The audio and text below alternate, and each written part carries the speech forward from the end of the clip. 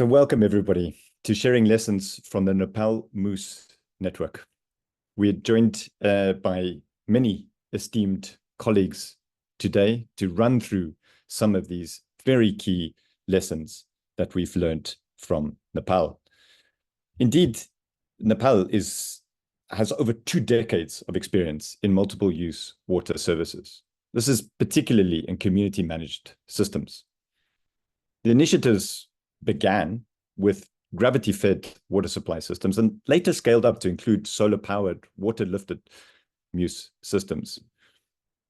It has actually managed to have integrated multiple productive uses. And we talk here of pico or micro hydropower, small channel irrigation, as well as piped irrigation for high-value crops. These productive uses are closely linked with agricultural value chains and contributing significantly to improving the livelihoods of rural communities. Today's webinar highlights this field of practices by different organizations of Nepal MUS networks and the various design options for MUS as a climate adaptive tool for integrated water resource management. Today, we will also discuss the different efforts towards MUS institutionalization and advocacy for broader adoption at watershed and river basin levels. So without further ado, I want to run directly into the agenda. Today's webinar is only possible thanks to the strong team at the Rural Water Supply Network. The Secretariat has brought together these webinar series over many years and indeed has great experience in that. But today is not possible without the strong team at the MUS theme.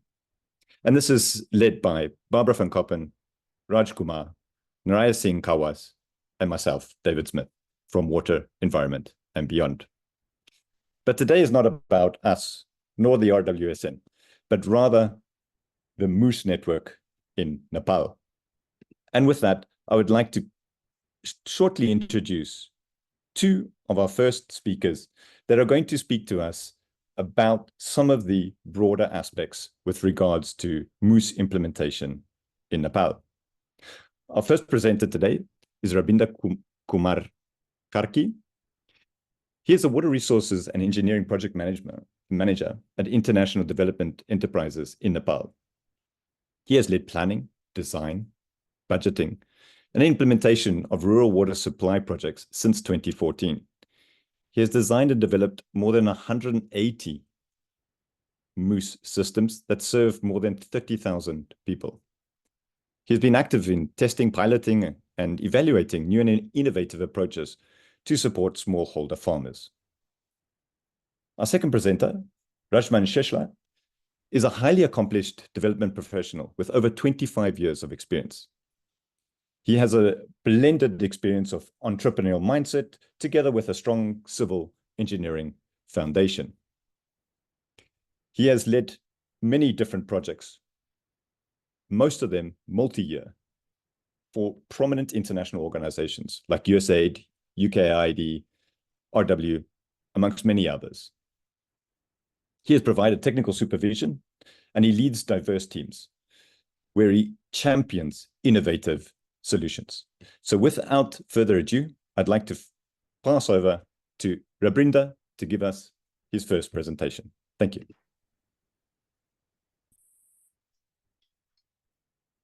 Hello, everyone. Greeting from Nepal. Namaste. Thank you for joining us. Today, we are excited to share our journey and learning around the multiple use water services, commonly known as MUS. My name is Ravindra. I work for IDE as a project manager based in Nepal. And I'm here today with my colleague, Rajman Shrestha from Cyprus, Nepal. We are excited to share some of our key learnings and insight from our work on the multiple use water services in Nepal. Together, we walk through our experience and lessons in implementing MUS. Next slide, please. So in our presentation, we want to take you through a journey that reflects what multiple use water services or MUS means to us. and what we have done so far in putting into a practice and key learning we have gathered along the way. Next slide, please. So we usually design MUS to provide water for multiple needs: domestic, agricultural, livestock, and other livelihood uses. And these systems can either gravity fed or lift base, drawing water from various water sources such as springs, groundwaters, or treated water sources. So our MUS systems primarily prioritize domestic water use and then productive use, such as irrigation for high-value crop production, and also include the provision for livestock water needs. The MUS concept was first introduced and field tested by IDE Nepal in 2001 in Palpa district of Nepal. The Nepal MUS project later became one of the large, small initiatives to adapt and implement this model in Nepal. Next slide, please. So we have identified three types of technological combination. Is designed based on the availability of water. All three systems, water is captured from available source, delivered to the storage tank, and distribute pipeline systems, and then distributed to the households and the farmers' field. In the field, farmers use the micro irrigation technologies to grow high value vegetables. So in the first picture represent a continuous flow systems, which is also called the single tank system. This system, this type of system is designed if water availability is more than 1.5 times the assessed demand. This type of systems, water supply can be maintained throughout the day without regulating or controlling the water flow in the system. So this type of the MUS has a single water storage tank and a single distribution line for the both domestic and productive uses. So, and the second picture represent the seasonally controlled system, which is also called the double tank systems. This is designed in case of water availability is not sufficient throughout the year. If the water flow is greater than the assessed need, but less than the 1.5 times the demand, this type of the MUS is generally developed. So this type of MUS has two separate water storage tank. One is for domestic and another for the productive or irrigation uses. The domestic water tank is filled directly from the water source, while the irrigation tank is filled with the overflow from the domestic tank. The distribution is made from two separate pipelines. The distributor outlets or tap stands are located near the house, and the irrigation tap stands are located in the irrigation field. Third, when the water source is just enough to meet design demand, we build a control system, which is also called the multiple tank system. This is similar to the single flow system with a single large tank and the distribution pipeline, supplemented with individual household storage tank. Household tanks are typically filled on ton by ton basis. Next slide, please.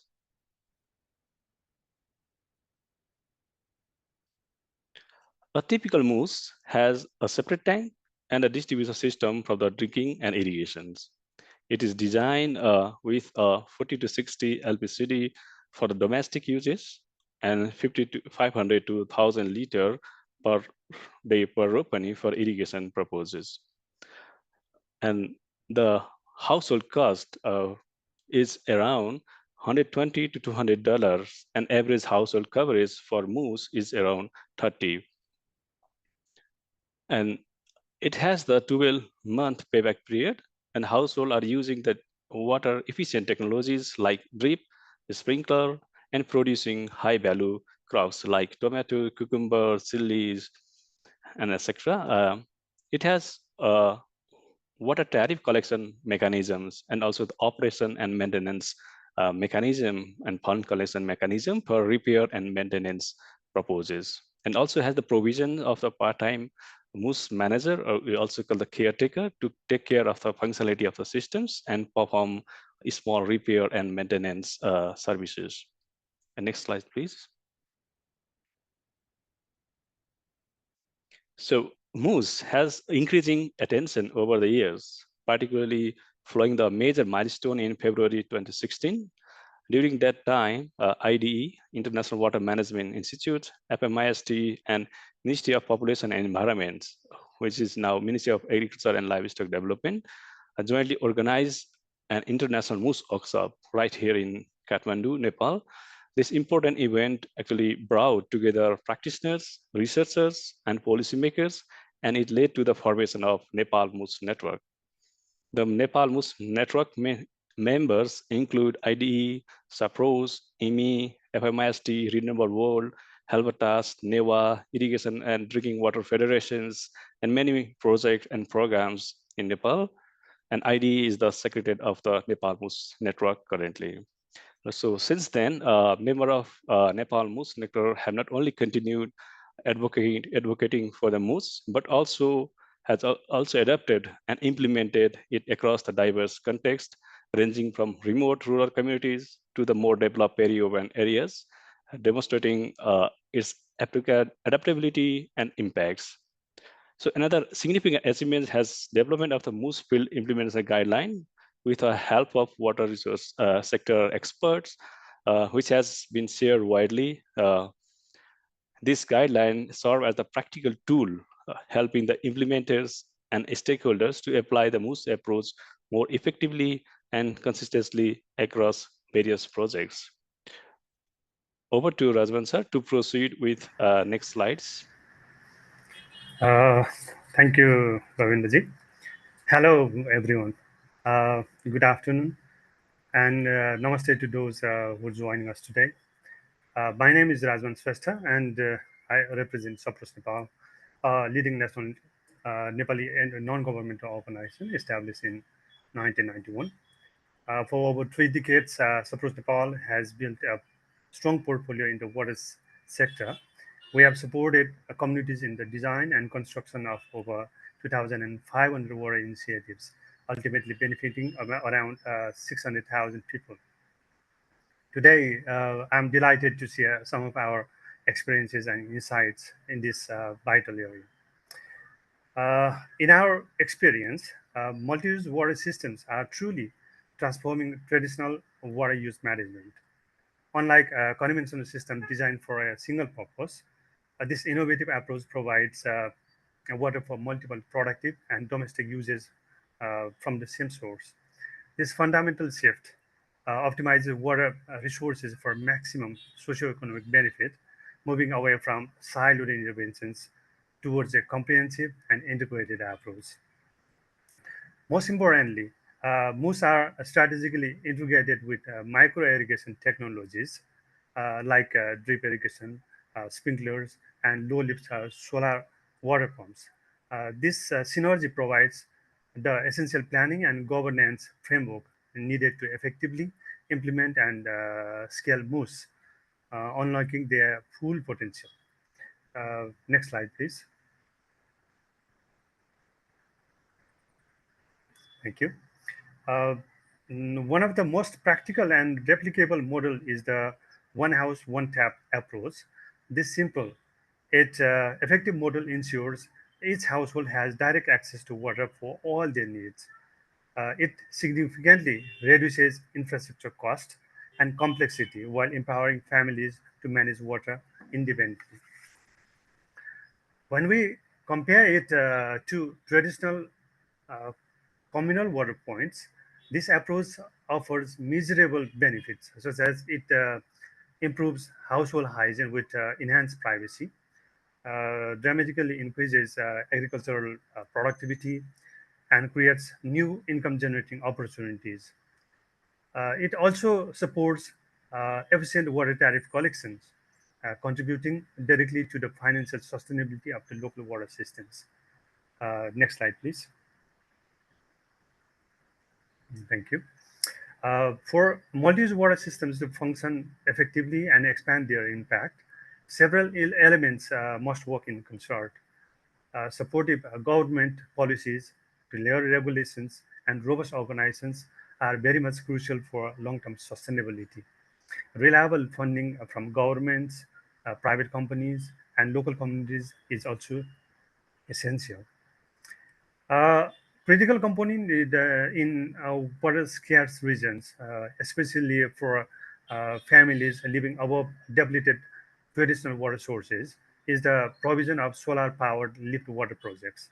This not only provides much needed water, but also prevents valuable water from simply flowing to the sea.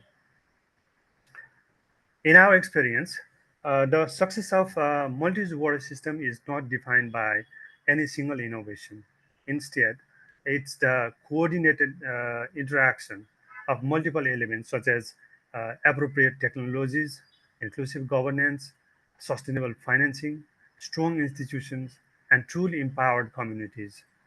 We strongly believe that when these components work together, they make MUS a powerful, adaptable, and scalable solution for sustainable water management and inclusive rural development.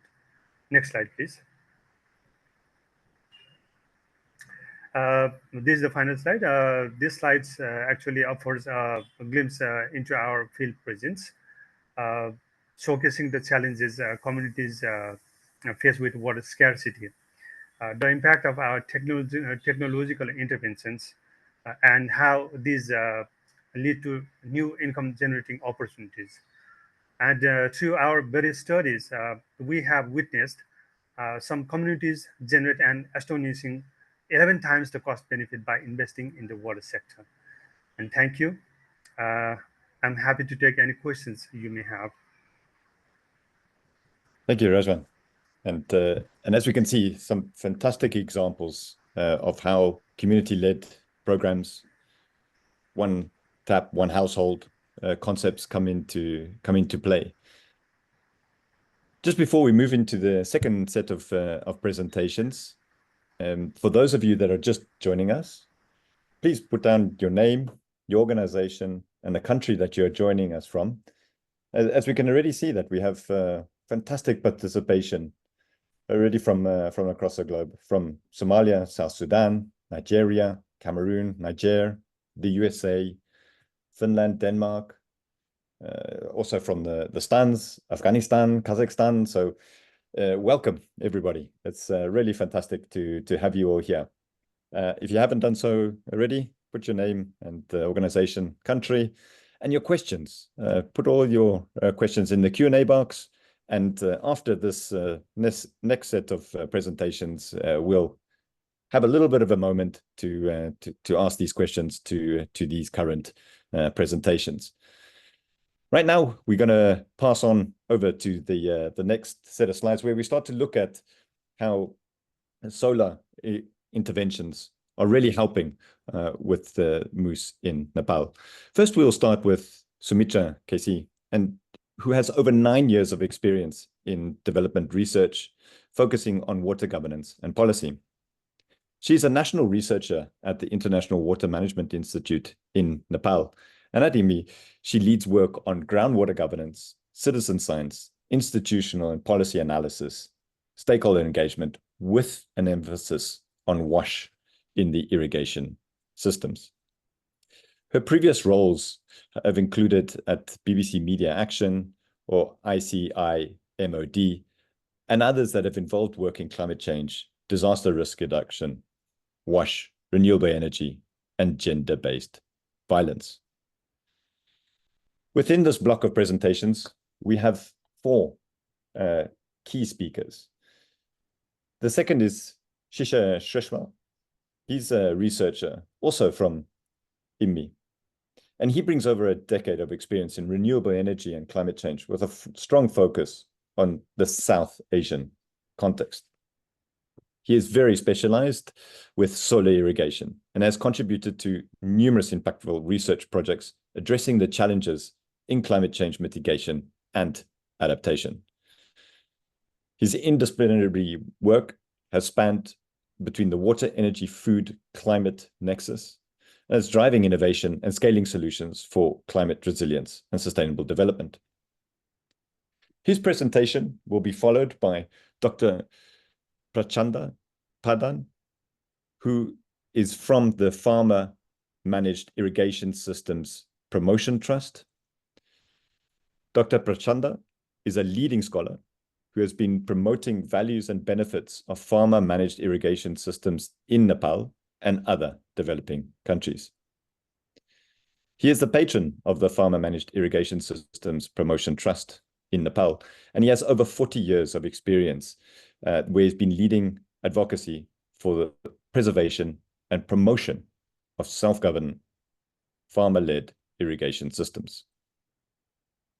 And finally, the last speaker is Sanjeev Kumar. He is the technical lead at Renewable World. It's a UK-based NGO. He brings over 20 years of experience in community-based renewable energy systems with a focus on Nepal and Kenya. He specializes in designing and implementing sustainable energy solutions that empower communities. So without further ado, I'd like to pass over directly to Ms. Sumitra Casey. Thank you. Thank you, David. Can you hear me? Yes, go ahead. Okay, good morning and good afternoon, everyone. I'm Sumitra from IMI, and today our presentation focuses on how we can scale MUS using solar energy in Nepal, looking at the opportunities, challenges, and pathways forward. And this presentation is a joint effort prepared in collaboration by International Water Management Institute, IMI, Renewable World, and Farmer Managed Irrigation System Promotion Trust, FMIST. Next slide, please. So our core message is that solar MUS offer a promising approach to meet domestic and productive needs of a community in an equitable manner, while also advancing towards a clean and affordable energy. And to guide through this discussion, we'll walk through the key topics. I will briefly talk about the context in Nepal. Then I will hand over to Mr. Sanjeev Lalji from Renewable World to walk us through the solar MUS in Nepal and the lessons from solar MUS in Nepal. Then my colleague from IMI, Mr. Sishir Shrestha, will guide us through the case studies, challenges in scaling solar MUS and scaling pathways. And finally, Dr. Prachanda Pradhan will conclude the presentation with some key takeaways. Next slide, please. So talking about Nepal, water system for both drinking and irrigation has always been a challenge in terms of cost, technology in Nepal's hill and mountain terrains with scattered and uphill settlement of our water sources, and also the concentration of 80% of the rainfall in 4 months, creating a very long dry period. And this whole situation is exacerbated by first by climate change, as the local water sources in hills are drying. And second, the increase in water demand. And third, the most important, inequitable water access. And historically, we had a gravity-fed MUS. And now to overcome all those challenges, there is a shift towards solar power lift systems. And Prime Minister Agriculture Promotion Program is also promoting a solar MUS, which can pump larger volumes of water, but at the same time, integration of efficient irrigation technology is needed. Institutionalization of MUS in national policy has been a challenge, but in the present federal context, the multi-purpose use of water resources is increasingly recognized as a national priority in key new policy documents such as the Constitution of Nepal 2015, Water Resources Bill 2024, which is now passed by the lower house, National Water Resource Policy 2020, Irrigation Policy 2023, and multi-use water is also mentioned in the WASH Policy 2023. And the local governments in this federal context are now entrusted with the responsibility of planning, implementing, and management of small-scale projects, for example, up to 25 hectare of area for the lift irrigation, up to 2,000 households for drinking water, up to 1 megawatt energy, as per the government of Nepal's project categorization guideline.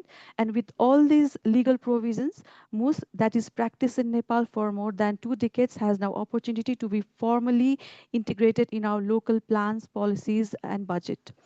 And with this, I conclude and hand over to Sanjeev ji. Thank you.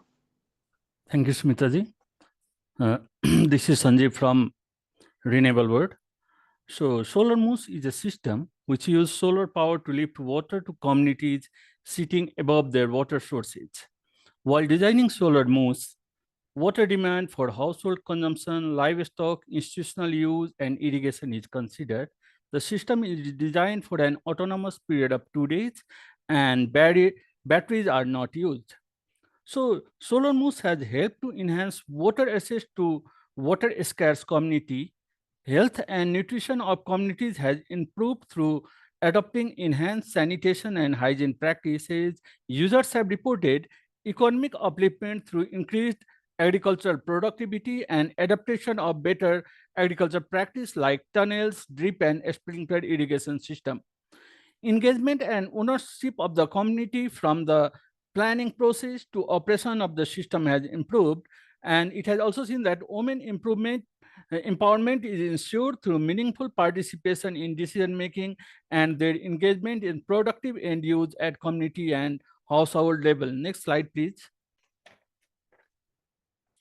So Renewable World has completed more than 50 solar MUS till date, starting piloting in 2013 in collaboration with ID. Now the technology is well established with about 90% of the functionality. So the major reason for non-functionality of some of the solar MUS is the inability of repair and maintenance fund for the replacement of pump and controller, which is a very costly device, and the limited capacity of water user groups in financial management, good governance, and leadership. To overcome these challenges, RW have started making local government responsible for supporting major repair and maintenance through tripartite agreement and strong after sales with the service provider. We have also introduced market system approach and behavior change component in the solar MUS projects to capacity water user groups and the users. Next, please. So as shown in the graph, you can see the lifetime cost of different pumping systems, and it is very clear that the solar pump has proved to be the cheapest one. Next one. In solar MUS project, we have been practicing blended financial model. The fund leveraging from local government and community has proved to be helpful to enhance the ownership and operational sustainability of the solar MUS. Thank you. Over to Sisir. Thank you, Sanjeev. I would like to build on what Sanjeev said with his experience with Renewable World Solar MUS project. So I would like to present two case studies from EMI's field experience. This MUS project is in Cabre, which was implemented by ID and Renewable World. The system was commissioned back in 2018, and till date it remains functional even after 6-7 years with no major operational management challenges. However, when the system was originally designed to support both drinking and product use like irrigation, it now functions primarily as a drinking water project. The reduced pump discharge due to wear and tear over the years, combined with rising demand for drinking water, has limited the productive use. So this highlights the need for the future solar MUS design to be more resilient and adaptable to ensure long-term multi-purpose functionality of this MUS system. Next slide, please. So this is the second case study. The site is in Sindhupal Chowk. This site was selected by EMI to implement a solar lift irrigation project. The community here relied on spring sources for drinking water, which has been drying over the years. A previous electric lift drinking water system was implemented, but that system failed because the community couldn't afford the electricity cost. During the detailed feasibility study, the committee requested that drinking water be included as part of the project, which effectively turned a solar lift irrigation project into a solar MUS project. However, due to the budget constraints, issues like filtrations and water quality for drinking water has remained unaddressed. But this underscores the urgent need and strong demand for solar MUS projects to deliver water access in the hilly regions of Nepal. Especially all water lifting projects in the hills needs to be designed as a MUS projects by default. Next slide, please. So in this slide, I would like to unpack the underlying challenges solar MUS project may face, especially for scaling solar MUS project in Nepal.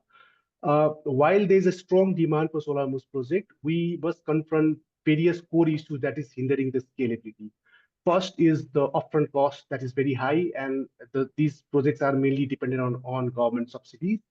Second is, although the energy is free from solar, the repair and maintenance, especially the replacement of key components, carries significant cost.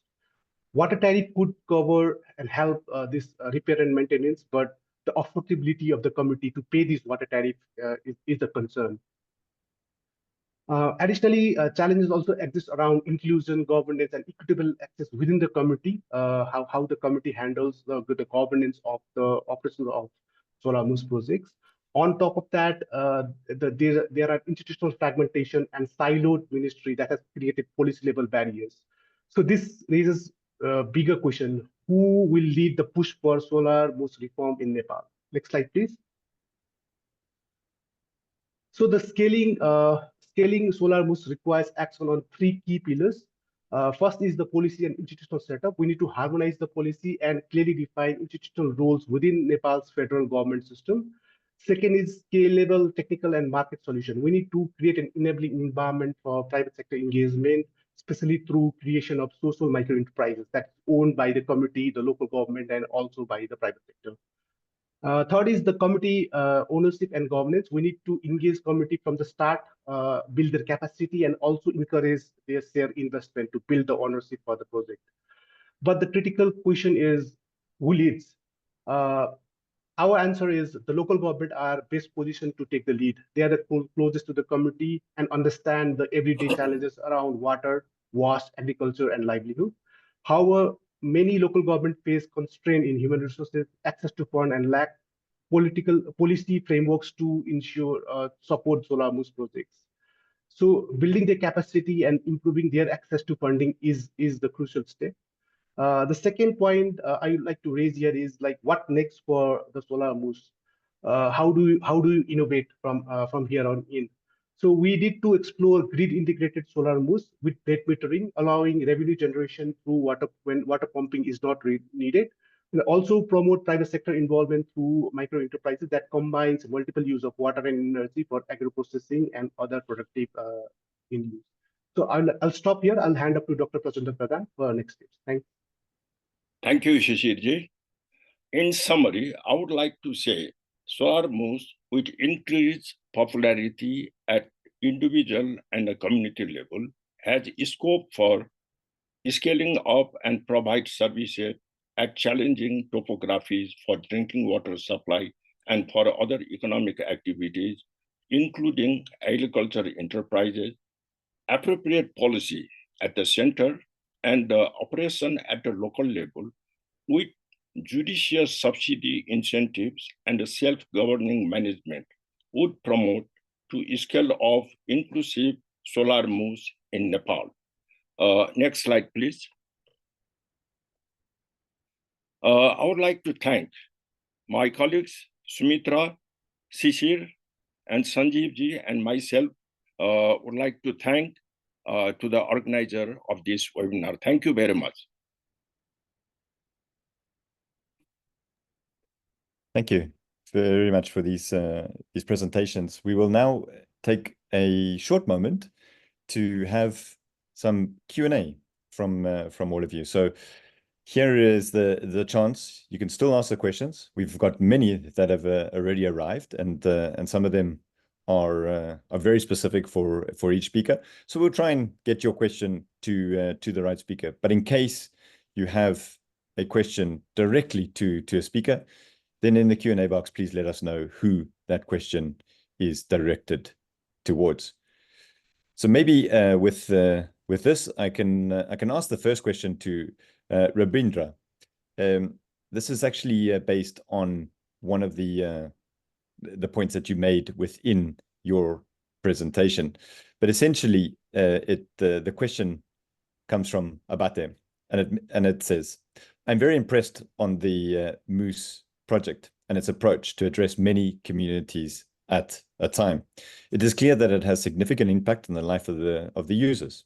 My question, however, is how can you ensure the sustainability of the project for the design period? What model use is there for regular M and O?"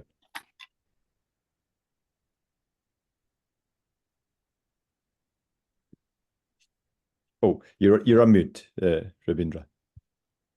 Yep.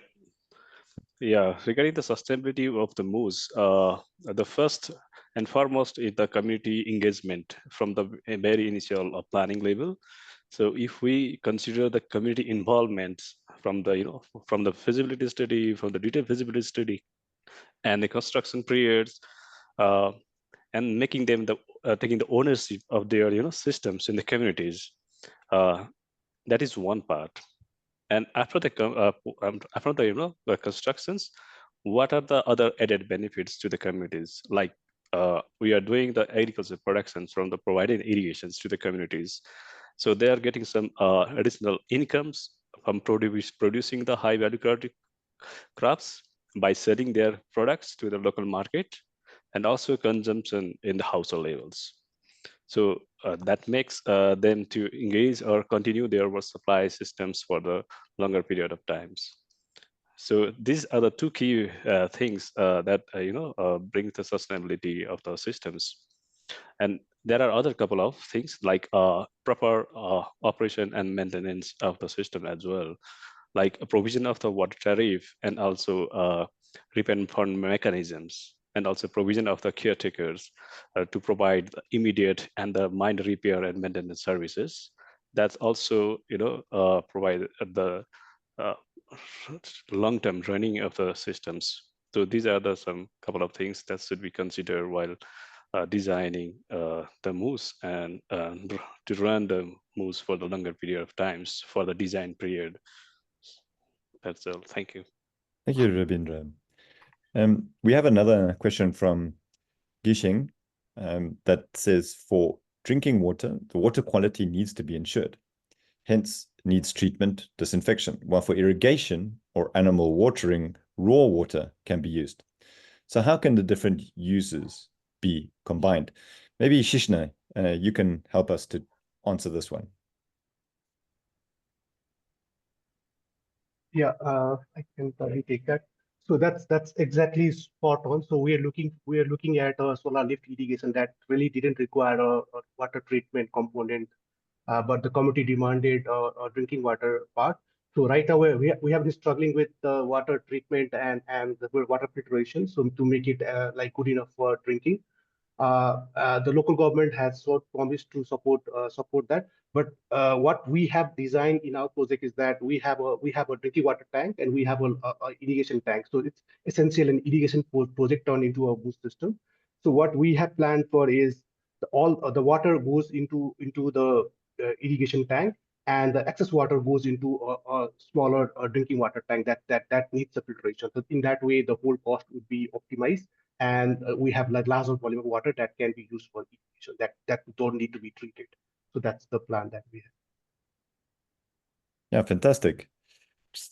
And the next question is probably one that that has been asked a lot, and I think it's a good question. Maybe Dr. Prachanda, you can help us answer this one with the years of experience that you have within this sector. The question is from Brian Reed, and it reads: MUS sometimes fail. What sort of failures have you encountered? There are different reasons for MUS not to be successful. One might be inappropriate technology adaptation. That might be the reason why MUS might not be functioning properly. Second one is adaptation and participation of the local community for the management of the self-governance of these MUS also fail. If they cannot raise resources for the operation and maintenance, oftentimes we see these people become so dependent on external resources. As the result of it, they neglect managing and maintaining the MUS within the community, and that create a kind of failure situation of MUS. So these are technological inappropriate adoption, and then inappropriate management, local management system. These are the two important factors I see oftentimes MUS not performing well. Thank you. Brilliant, thank you. So Mitra, maybe we can come to you with the next question, and this will be our last question within this block before we move to the next presentations. This question comes from Abate, and it says: how is the initial investment cost covered? the solar power system mostly affected by hydropower electric grid if the plan is done without consultation of the electric power authorities? How would you potentially consider this problem?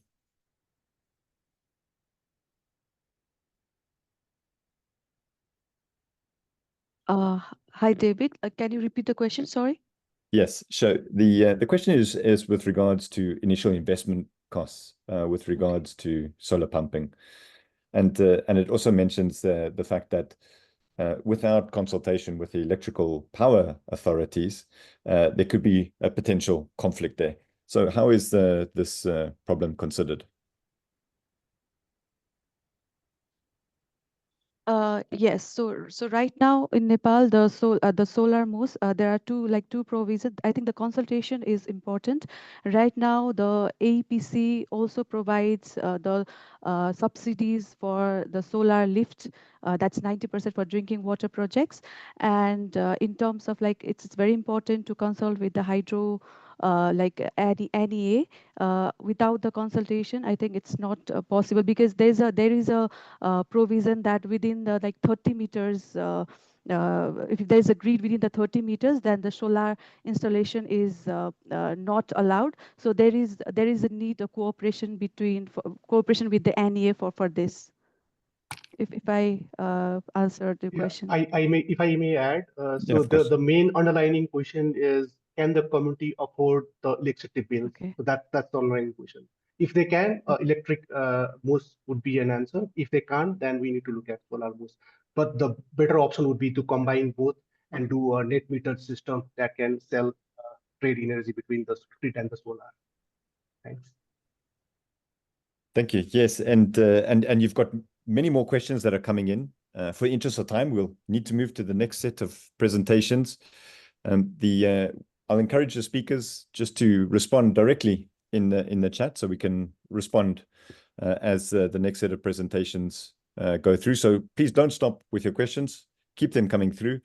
And as we move to the next part now, on local governments in terms of their systems, planning, design, and modalities in practice.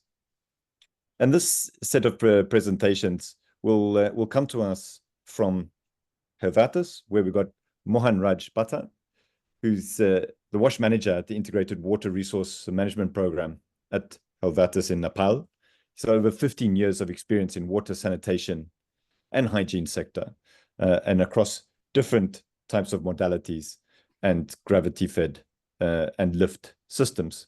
And the second presentation, the second part of that presentation will be provided by Sanali Ratyan, and she has a doctorate of science and a master in civil engineering.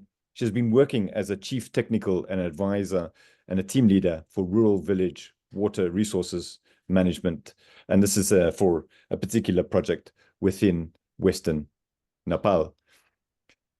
All of these projects have been through bilateral funding programs with the government of Finland, as well as the government of Nepal. Sana works for Co-Water International Finland. So without further ado, I'd like to pass over to Mohan to give us the next presentation. Thank you. Hello, namaste to everyone. This is Mohan from Helvetas, Nepal. Namaste, this is Sanna from Co-Water International, working with the Finnish funded projects in Nepal. We are taking now the perspective of local governments. Our presentation will look at the Water Use Master Plan as local government-wide planning tool that opens up opportunities for multiple use water systems. Mohan will tell about the Helvetas experience. Helvetas worked with our project for several years, so a lot of this is our shared learning. And in the end, I will present our new vision for MUS, which is the catchment MUS. And our experience is now based on these projects that you can see on the screen. And out of this LAC, the Local Adaptation to Climate Change project is the new one, which is building on the experience of these two other ones mentioned here. And then there's a long-running Helvetas program. So this is the experience where we built this presentation. Over to Mohan. Now, I will would like to present just a small introduction of Helvitas Nepal and IWRM programs. Helvitas Nepal is working in Nepal since long times in different sectors. In WAS sector, there is implementing IWRM program, Integrated Water Resource Management Program, and this program is focuses on improving access to clean drinking water and promoting hygiene in rural Nepal's. The programs, it has the component, three components. Among them, the program has adopted the integrated water resource planning approach, and MUS is one of the focused component of the program. Now, if we talk about the MUS, starting from the beginning, if we bring the multiple water use system in the plan of the local levels, then it is easy to implement and to attack the fund and to invest to acquire the more fund on multiple water use systems. So that Helvitas with collaboration with RWSN in past, we are trying to integrate multiple water use systems in local water use master plan. Basically, local water use master plan, popularly known as water use master plan WUMP. In this WUMP, the data collections have been done from different technical survey, and we can say it information from science and information from the local peoples, local institutions, local indigenous knowledge. Then after there is the dialogue and negotiation between different stakeholders of WAS and water sector. And based on that, local government, municipality, they prepare their water use master plan. And one of the best things of this water use master plan is there is one major component of this water use master plan is multiple water use systems. And among different uses of water, the water use master plan ensure the combination of different uses of water, so we can explore the different option of multiple water use system from this water use master plan. If we talk about how this multiple water system is integrated in local level plan, we can see the case of Narayani Nath WUMP.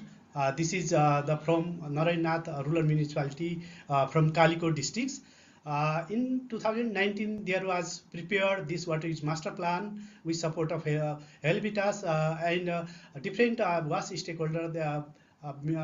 They have invested in water sector, and municipality is taking lead role to bring multiple water system in for the implementation. If we talk about so far achievement with plan and achievement, we can see the pictures here.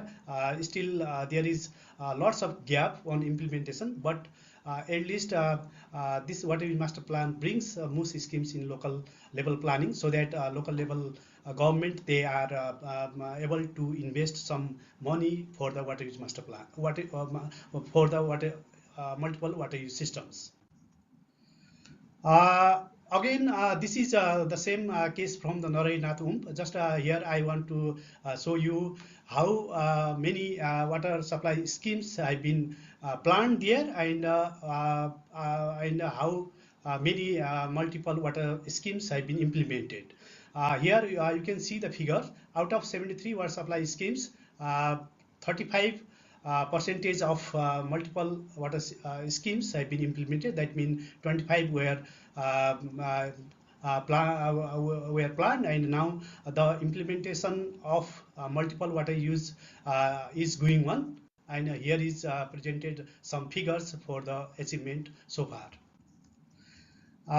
Helvitas Nepal is practicing some three type of multiple water use systems in Karnali province, and some of those are in also Far Western. One type of modality is multiple water use systems, one house, one tap. It ensures the minimum supply of 70 liter per day per capita at house through the oversized water supply network. Then another type of MUS is separate distribution systems. It is separate storage and distribution system is built along with the water supply network. The third one is a MUS with rainwater harvesting. This rainwater harvesting jar are generally connected to overflow with the low cost retention pond. These three type of the MUS practices have been practices in this area. Now, this one of first type of the MUS modality is one house, one tap, which previously other friends also told about it. In this MUS systems, we make one thumb rule for this MUS standard that at least MUS ensure the adequate water supply of at least 45 liter per capita for drinking purpose, and remaining to allow each household to cultivate an area of 1/4 ropani. That means 500 liter per ropani per day. If any house can get the water, then we can say that it has the character of MUS in the scheme area for combination of drinking water and micro irrigation. And this slide, you are seeing this slide of different photos. It is what the project in past RWSN project has bring in community. It shows the impact, how community peoples they are, using the effective use of water in their garden. So, these are the oversized pipe networks, and you can see the cattle feeding, drip irrigations, and vegetable farming as well. So in this network, there is one pipe network, and another is for the domestic supply for the multiple water use. Now, in these pictures, you are seeing one typical house of rural villages, and one tap stand is there, private tap. This is not only the tap, this is not only the house, but it shows lot of things. How the rural one house they are utilizing the water for the different purposes. If you see from the left, there is the water usage for the sanitation and hygiene. Then after home gardening, also you can see the private tap washing for dishes and cleaning facilities. Likewise, this organic fertilizers have been used in their farms. Likewise, there is wastewater, utilization of wastewater, and utilization of grey water. This is a kind of the things that how peoples are utilizing the water at their yard. And then after on top of that, in past from the RWSN project, it's served around 260,000 peoples from this water supply project, and among them 67 MUS schemes have been implemented with benefiting 70,000 people in Karnali and Far Western Province of selected district.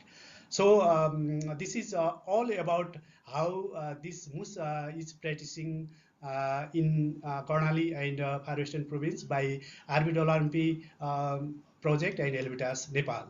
Now I would like to request Sana for further proceeding.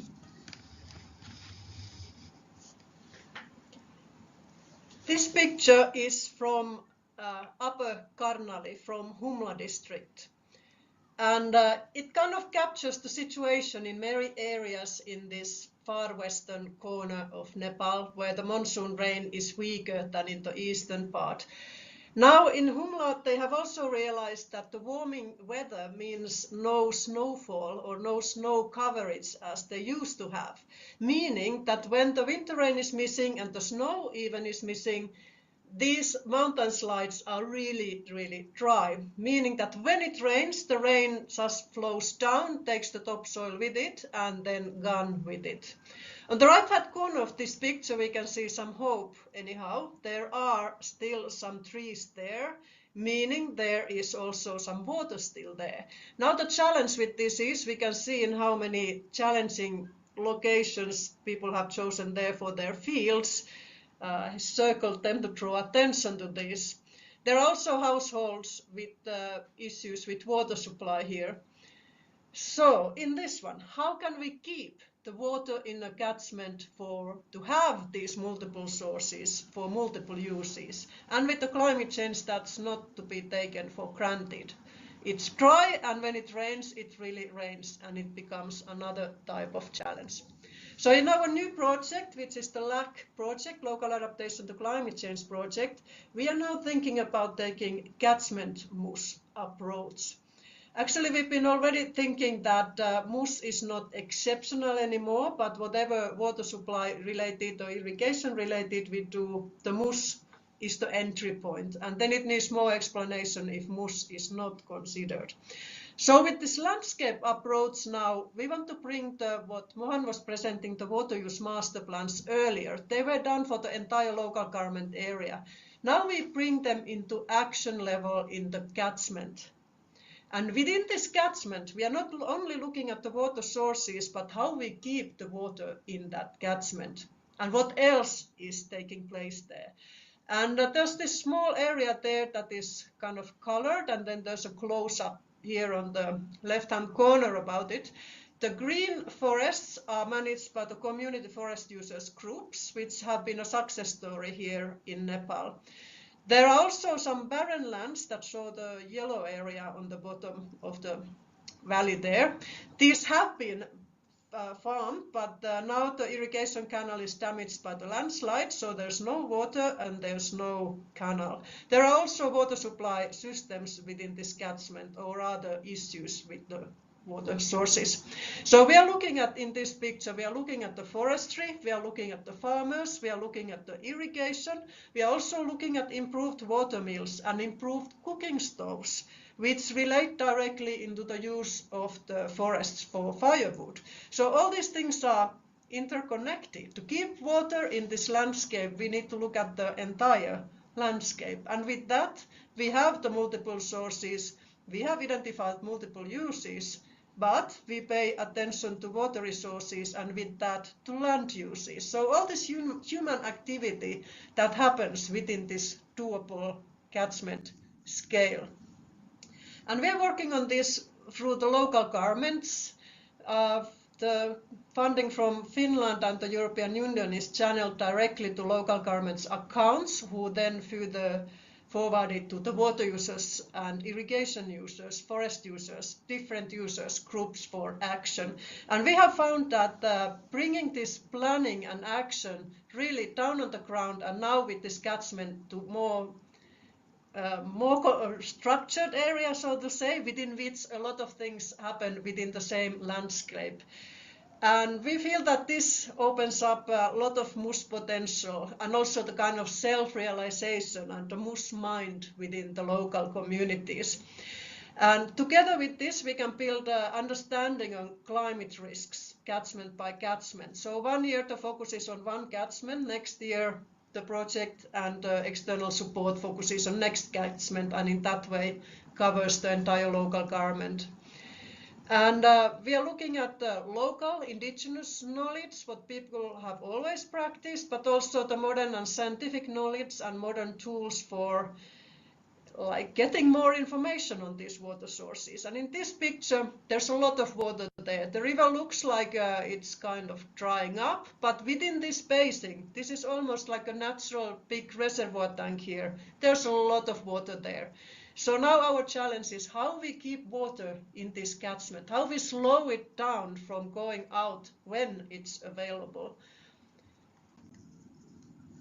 So bringing every action and doable action, tangible things to the community level, we also have realized that it ensures transparency and accountability because all these activities are really tangibly visible, and it increases willingness to contribute both in cash and kind because the benefits are really tangible.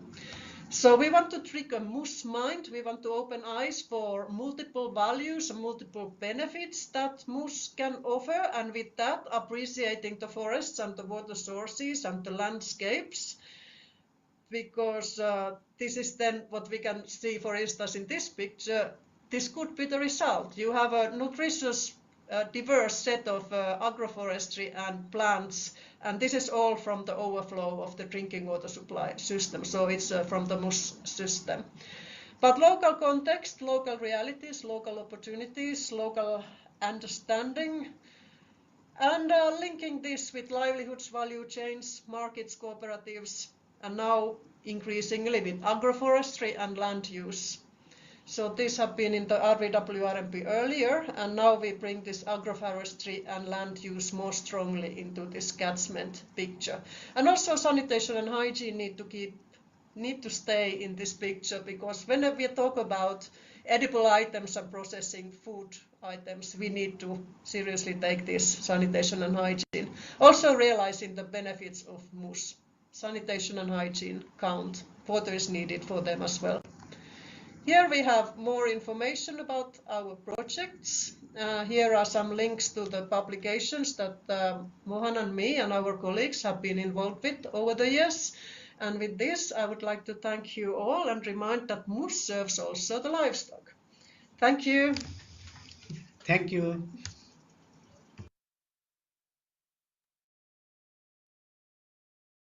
Yes. Thank you. Fantastic. And I think we've got a very clear picture from this with regards to water master plans. Again, we hear this idea of one house, one tap, how we look to institutionalize a lot of this work. Please keep your questions coming. We're answering them in online as they come in, but we will also have a moment at the end where we can answer your questions live. So without further ado, we now move on to the final set of presentations where we look at enhancing water access for domestic and productive uses, and we start to look at the impact of MUS systems at a community level. And here we have three very distinguished speakers. We will start with Narayan. He has over 24 years of experience in the water sector, particularly in WASH and in MUS. He's currently pursuing his PhD in civil engineering, and he has a clear focus on water reuses and water resources. He's worked for different organizations, from the government of Nepal to Finland and to the government of Netherlands. And he has many different skills, specifically on partnership management, program management, and skill transfer. And also very happy to say that he is co-theme leader with myself, Barbara, and Raj in the MUS theme at RWSN. His presentation will be followed by Dr. Mashwar Prasad Yadvad. He holds a PhD in management, along with a dual master's degree in management and sociology. He has 27 peer-reviewed journal articles and 2 books on entrepreneurship and sustainable development, and more than 200 articles in national newspapers and online media. His work continues to shape policy and practice in sustainable development in Nepal, specifically around the ideas of WASH, renewable energy, entrepreneurship, and socio-economic development. And our final presentation today will be by Ram Badur Jamir. He has a long-standing experience in civil engineering and in the development sector. He is from the National Federation of Irrigation Water Users Association in Nepal. And he has actually worked across many different organizations and areas. And he is currently working as a technical advisor on the NIFWAN in Nepal. So without further ado, I would like to ask for Narayan to come and give us his presentation. Thank you. Good afternoon and welcome to this presentation. I am Narayan Chinkawas, representing SUSWA, Sustainable WASH for All, a project funded by Government of Nepal, European Union and Government of Finland, and implemented by local government in Karnali province of Nepal, with the technical assistance of NIRAS. Today, with 3 organizations, SUSWA, NEWA, and NIFWAN, together presenting the experience of MUS practices and its advocacy with the title of Enhancing Water Access for Domestic and Productive Water Uses. Our presentation covers Nepal and its rural context, importance of MUS design options, capacity building, field practices and its impact on people's daily life, and at the end, advocacy for institutionalization at different tiers of the government and lobby for integrated approach to water resources will be shared. If we see the context of Nepal and remote rural areas, only 25% of people have access to safe drinking water in Nepal, whereas only 3.5% of the people have access to safe drinking water in Karnali, a remote rural context.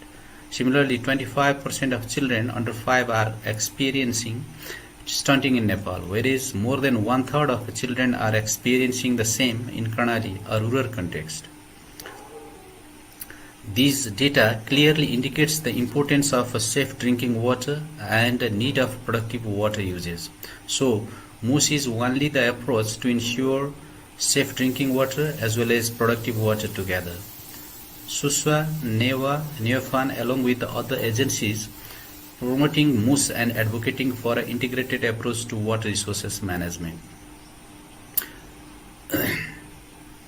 When we explore the option of designing of a MUS system, it can be broadly categorized into 4 different options. The first option is a single network blue water system. It is simply a drinking water supply system with the addition of more water for the productive usage.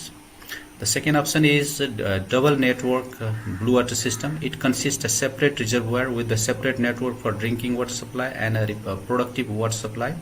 This option is most preferred by the communities. And third option is a separate network of a blue water and grey water system. After the domestic water uses, wastewater would be channelized and collected for the productive usage. This option is preferred in densely populated households where drainage problem occurs frequently. And the last option is a productive and a domestic and multiple productive blue water system. It consists of drinking and multiple productive uses. It requires multi-sectoral coordination and collaboration due to multiple sector services like drinking water, irrigation, energy, and agriculture. Capacity building, technical capacity strengthening at a different level is a very important aspect of for MUS promotion. Latest design options with use of modern technologies of mobile application with global navigation satellite system, design software for pressurized flow and unpressurized flow are very useful and easy tool for the designing and promotion of the MUS. MUS system designing training for engineers and technical staffs of local government, non-governmental organization and university students is very useful, which helps to understand the MUS concept and also the system design idea. Similarly, village maintenance workers training on the low-cost water storage tank construction, water uptake and fitting works helps to replicate the work on the ground effectively. At the users committee level, training for wastewater management, productive usage of water, kitchen gardening and vegetable production helps for efficient use of water for multiple uses. To have a common reference guideline of a MUS, SUSWA and other organizations are in discussion with the Department of Water Supply and Sewerage Management to include in the updated rural water supply design guideline, which is in the process of updating. Here, I conclude my presentation and request to my colleagues, Dr. Maheshwar, to continue our presentation further. Hello everyone, I am Maheshwar from NEWA, Nepal. NEWA has been working in WAS sector since 1992. A MUS system provide water for domestic and productive usage. Domestic usage includes drinking, hygiene and so on. Productive usage include irrigation, livestock, rearing, vegetable farming and so on. In the context of Nepal, different level of the MUS system has been practicing, such as community level, watershed level, catchment level, and basin level. Over 80% of users have been practicing MUS in one way or another to uplift their livelihoods. MUS also practicing by linking with saving and credit activities through mobilizing users' operation and maintenance funding. Designing of MUS systems to provide additional water for both domestic and productive purposes is a common practice in the country. It depends on different organizations. It's based on the case by case and organization by organization. However, most of the organizations have been practicing to provide additional water to the community people so that they can get water for both domestic and productive purposes, and can uplift their livelihoods by mobilizing their resources at local levels. In this connection, proper conservation of water source and availability of the water at source should be considered while designing infrastructure and pipe size so that enough water can be provided to most systems. Most system design is also based on the irrigation technology such as sprinkle, pipe connected irrigation, drip irrigation, and so on. Another kind of the practices, MUS practices in the country, this is the reuse of the wastewater for productive uses such as vegetable production and fruit farming. MUS practices for different purposes, different reasons, such as collecting wastewater, collecting overflow water, collecting excess water at household, harvest rainwater, and provide water to livestock. To do so, different kind of ponds have been constructed in the country, such as soil cement, RCC, stone masonry, plastic pond, ferrocement ponds. With regard to impact of practicing MUS in rural area of Nepal, it improves access to water for multiple uses such as vegetable farming, cattle rearing, homestays, hotels, nurseries, and fruits production. It boosted community livelihoods by addressing food security, nutrition, gender equity, and so on. MUS system has transformative impact on rural community in the context of Nepal. It provides ample water for both domestic and productive uses so that users can use it and uplift their livelihoods. A case from Baglung, very remote district of Nepal, where chronic water scarcity turning into access to water for both productive and domestic purposes. A local farmer started kiwi fruits farming by using excess water, overflow water, wastewater collected into MUS pond, and significantly change his livelihoods. With that, it can be concluded that MUS has not only improved health but also improved livelihoods by providing an opportunity to start a small kind of business in rural areas of Nepal. With that, I conclude my part of presentation, and now I would like to hand over to my colleague, Mr. Ram. Good afternoon and namaste. I am Rambahadur Gimire, representative Newfan, working as there is a technical advisor. The National Federation of Irrigation Water Users Association of Nepal, an organization representative water users and advocating for their rights, coordinate with the government, non-government, and concerned agency to share the information and foster the cooperation among water stakeholders addressing the multiple requirement of water services. We advocate for the MUS institutionalization at all tiers of government, federal, 7 provincial government, and 753 local government for policy plan, its execution, regulation, and system strengthening. WAS policy 2024 has mentioned clearly about the multiple use of water services, integrated usage, water sources recharging, and its promotion.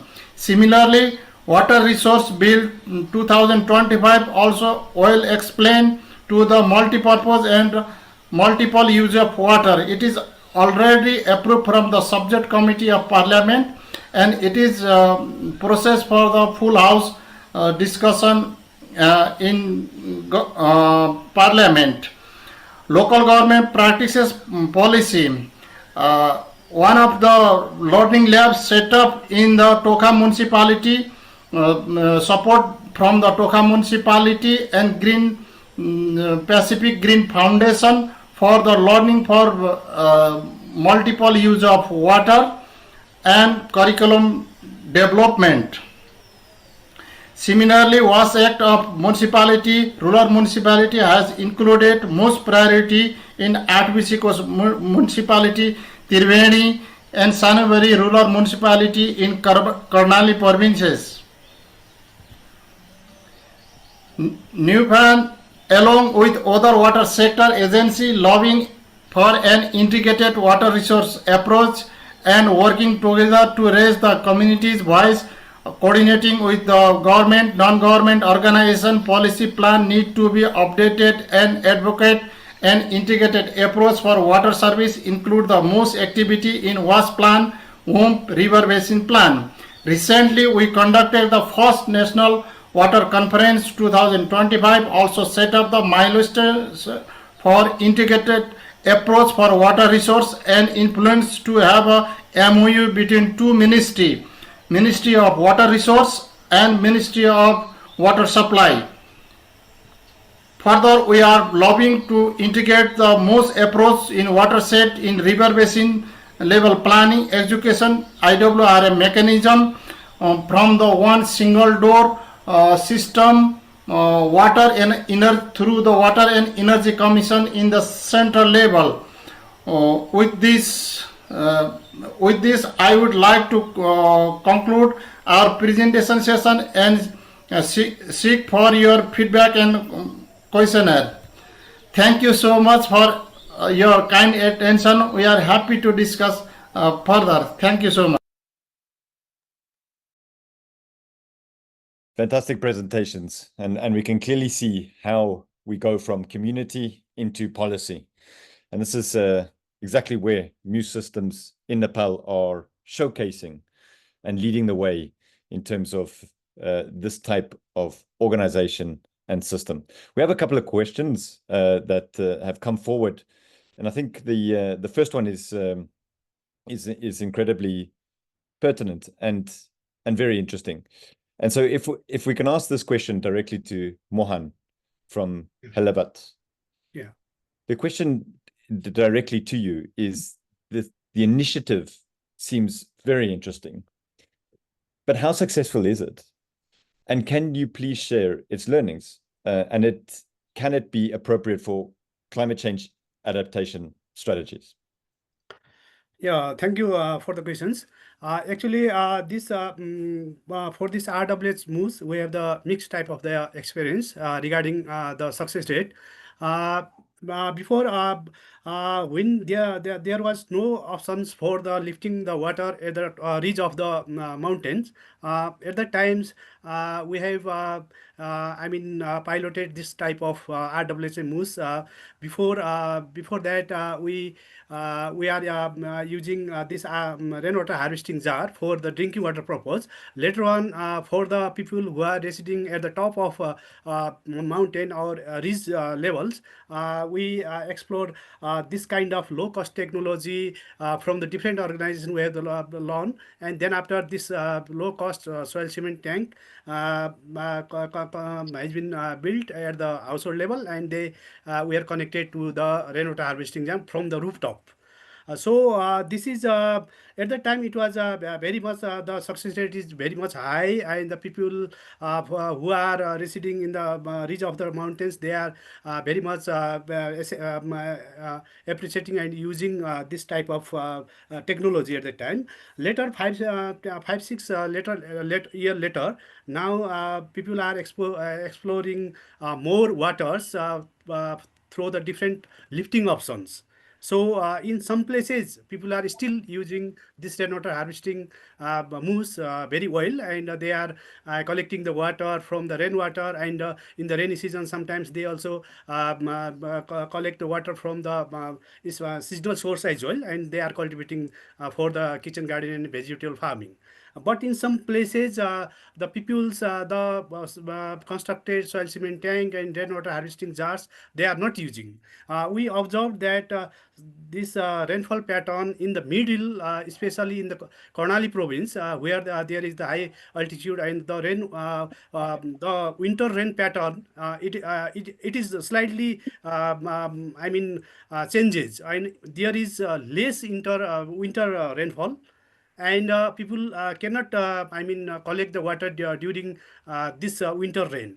So if there is not the collection options in two season, one is winter and another in the rainy seasons, people cannot use the water, this rainwater jar and this retention pond through the year, 6 months. When there is the dry period. So it is somehow the people residing in the hill areas, in the mountain and the middle hill and Himalayan people, they are experiencing this climate related things. They are getting some changes on rainfall pattern. So it is there are people stop to use such kind of structures, and now they are not using. So it is the mixed kind of experience we have observed, but so far we have not this kind of the scientific research of this success rate, but we are planning to do if the local government, I know they are wishing to do, we are planning for that one. Thank you. Very interesting. Yeah, thank you very much, Mohan. And the next question comes from Nirajan. And I think this would be a very interesting one for you, Ram, to respond to as the technical advisor for the National Federation of Irrigation Water Users Association.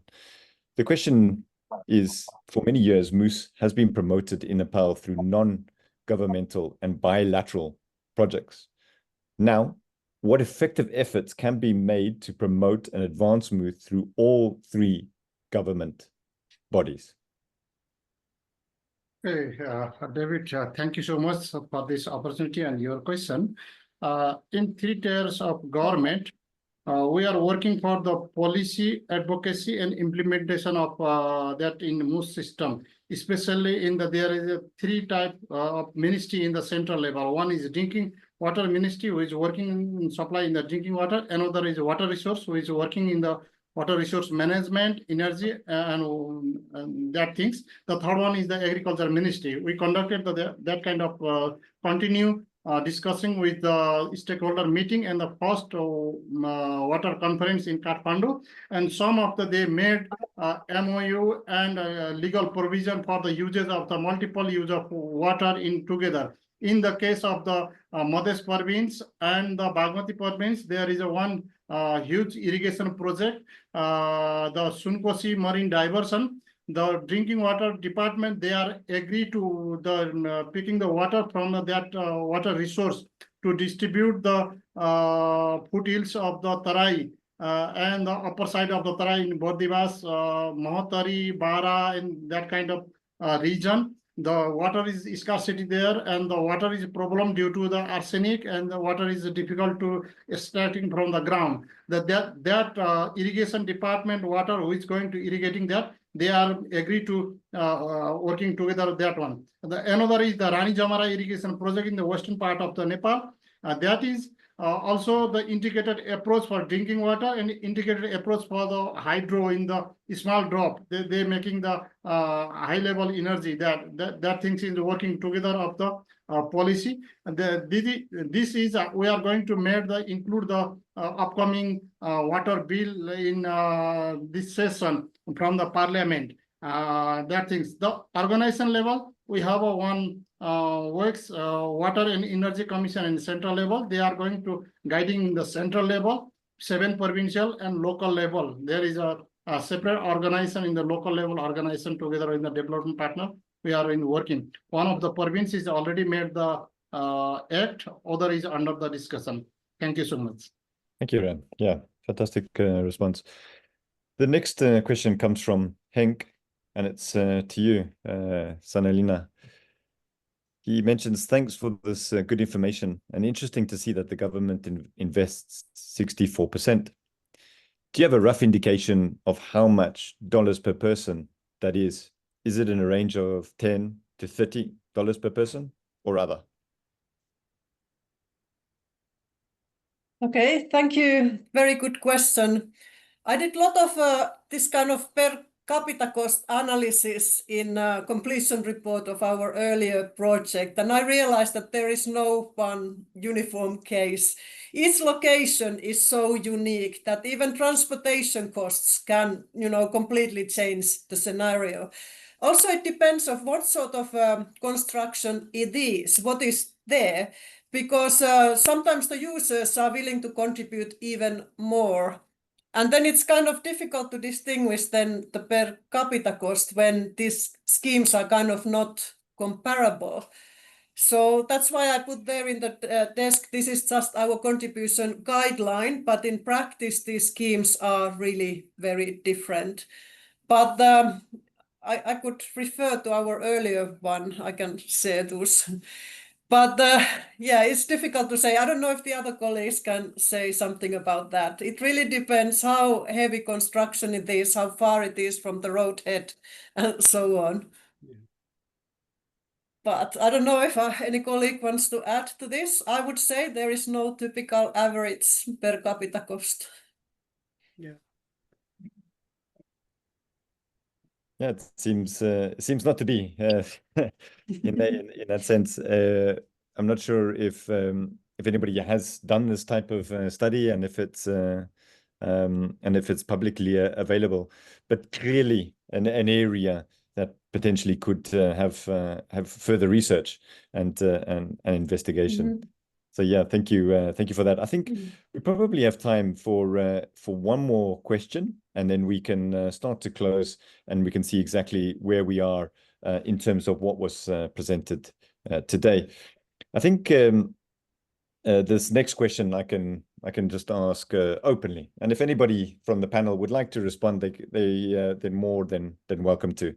Indeed, it comes from Ibrahim. And he mentions, I do not think that community managing water supply systems would be successful. In Bangladesh, we tried it for the last few decades, but the success rate is very low, especially for water options other than 6 hand pump. These number 6 hand pumps are easy to maintain and mostly managed by an individual family. Now, we need to ponder to develop alternative management models for sustainable operation and maintenance. So here it's really an open question, can create a little bit of debate around the subject. So I'll leave it open to anybody to respond as he's requesting any of your suggestions. Yeah. Okay. Hello, David. Yes, go ahead. May I add something? Yeah. The question asked by Ibrahim is very insightful, valuable questions, and really very important issues in the South Asian regions as well. And based on my experience and whatever I learned through the research and studies on this as well, I would like to share that yes, of course, the community management system has low success rate. Not mean that the low success rate at the time of construction, at the completion, it is very good. But after a few years, after post-implementation, there is a very few systems are functioning well. That is the case of the country in Nepal as well. There is a fully success rate is a very low, even less than 1/3. While partially is about 50%, so that means that is a similar kind of case. Based on my experiences and also whatever we are practicing at NEWA, the big things is the post-implementation support system is very weak. In the case of the post-support system is when weak, then the success rate of the community managed system is very low. And in case of where the active users committee, the system is functioning even the more than 2 decades, based on my experience. In case of less active community, even they are not working properly within the 3, 4, 5 years. So that there is a 3-4 things I just like to mention as a bullet points. Operation and maintenance fund, caretakers management, and then the payment. Then the spare parts management at the community levels, active community. These are the something that need to be considered as a post-implementation systems, support systems, so that they can be uplift this kind of the low rate of the community systems. These are the point I would like to make here. I think other colleagues may add more. Thanks. Yeah, Thanks, and I'm sure that there'd be many more yes additions to this, but unfortunately we have to close. The time is Yes. up, and I'm sure we can carry on and debate and discuss well into the morning for some of us, or into the evening for others. But at this point, I would just like to thank you all for joining this webinar. And indeed, it was asked in the chat if it would be available on any of the other platforms. Yes, you can see that it indeed is available on these platforms. You can look at it at your own leisure later. But we also want you to join us in the other webinars that we have in this series from RWSN. And Making Data Work for Climate Financing. This will be on the 17th of June. And Policy and Regulatory Responses to Self-Supply on the 24th of June. With that, I would like to thank the RWSN Network for bringing this together, for all of our speakers, for your preparation, for your time, and for your answers that you provided. We've seen an amazing journey that MUS has been on in Nepal, and it really is the showcase to the rest of the world in terms of what can be done in MUS, from community to policy and vice versa. So with that, I would like to thank you all for joining us. This whole webinar is available for you to look at, as well as previous recordings. But thank you to all of our speakers. Thank you to the RWSN Network, and to all of you for joining us here today. Thank you and goodbye. Okay, thank you. Thank you so much. Thank you, namaste. Okay, bye-bye.